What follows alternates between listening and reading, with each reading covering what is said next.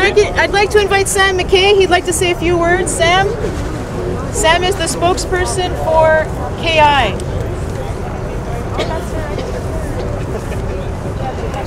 Sam Macay is also been serving time in jail. He has also been let out for a few days.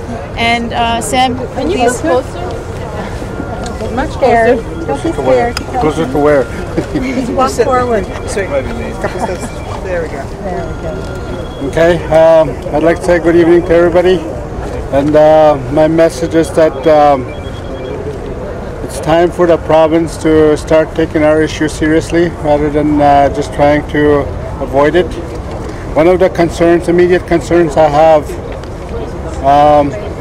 because we allowed ourselves to be put in jail for a reason, because we come to the realization that we cannot resolve these issues through the courts. Neither can we through Ministry of Mining Development, because they don't have the mandate to resolve Aboriginal land issues. And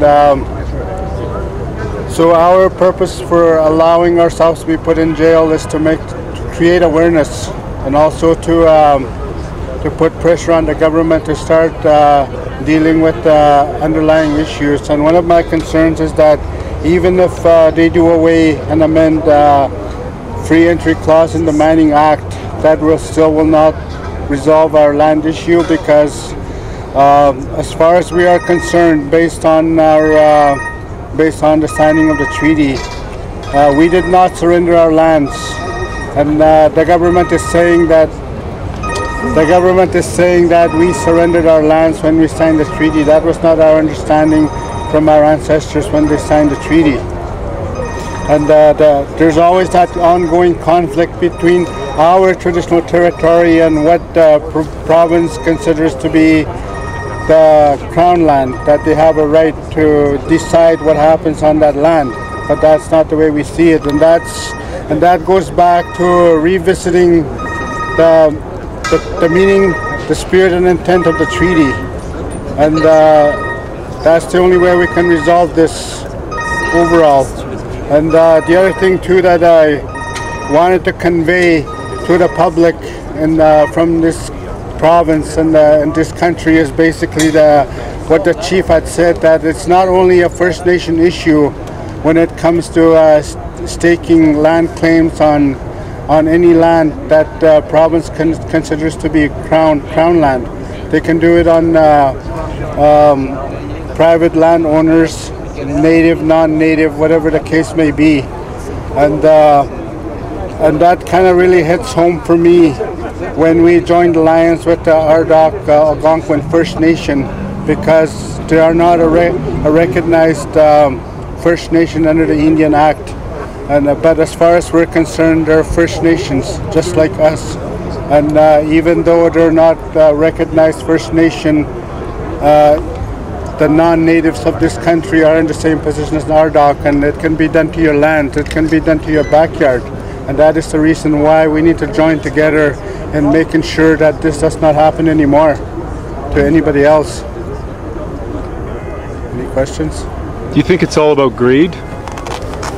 That's all it is, greed. Yeah. That's what it boils down to. It's all about money. Sam, when you were sent to jail, I mean, you showed up to court. I mean, you knew you were you were disregarding a court order, and then you showed up to face your punishment. I mean, you've been very honest and upfront about this. Do you feel? I mean, you've kept your end of the bargain, and what do you like to see from the Ontario government? Well, I'd like for them to seriously start good faith negotiations with us and start resolving, start looking, because the concern that I have with the possibility of us getting released on our appeal date, which is the 28th, with time served, and the province will allow themselves to be off the hook without dealing with the real issue. The real issue is about the land, and who owns the land and who has the right to decide what can be done on that land. And if they just say, okay, time served, you're free to go, They haven't done anything. And how many? What will happen if a uranium mine is like an open pit uranium mine is started up there? What would happen to the Oh, mine? it's platinum for us. Our dock is uranium platinum? mine. Yeah. Okay. So what would happen if the mine opened up? Well, right now, as we speak, our people are harvesting fish from that one of the major river systems that come into Big Trout Lake from that site. And what people need to understand is that when people talk about the mine site, the potential exploration site from the community, they say it's 40 kilometers. But it's only 17 kilometers from the south shore of our lake that we live in, and that's our livelihood. And there's two river systems that come into Big Trout Lake from the site. And if the exploration goes ahead and they're successful with their exploration and their findings, and they end up having an open pit mine, they're going to have to drain two major lakes from right at that site, and those two major lakes are connected by a river system right into our lake, and it's going to have a negative impact not only with the water and other environment, and also there's spawning grounds and there's medicinal parts there that we depend on, and all those are going to be gone. How many people depend on it? There's over 1,300 people in our community. What is platinum used for? Well, that's what I call an oxymoron. As far as Jim Tressler is concerned, he wants to save the environment, but he wants to destroy it at the same time. And he's saying that he wants to extract platinum for the sake of using it in catalytic converters. To me, that's an oxymoron. He wants to save the earth, but he wants to destroy it in the process. Any other questions? What about social impacts?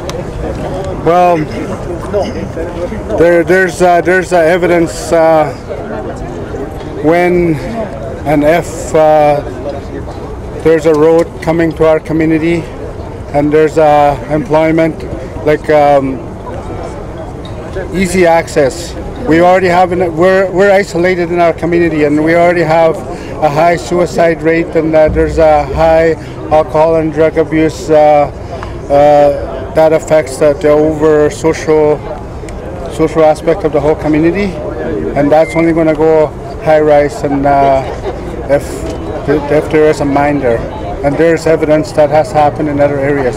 Yeah.